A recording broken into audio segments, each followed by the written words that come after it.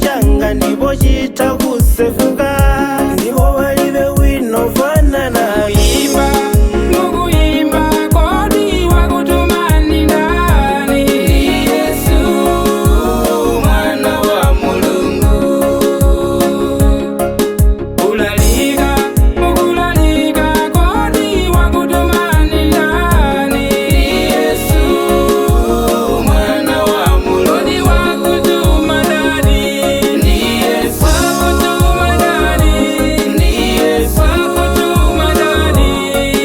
Yesu, haleluya, mwana wa Mulungu. Kodi wakutuma ndani?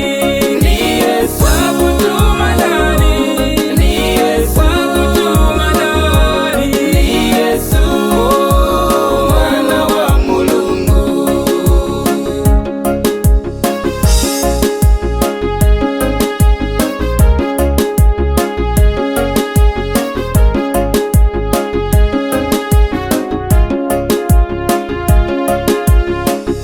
Pakuti tinatumidwa ndi Yesu mpulumusiyo, kuti uthenga wake ufalisidwe kuyambira mu Yudeya, Samariya mpaka malekezero a dziko lapansi.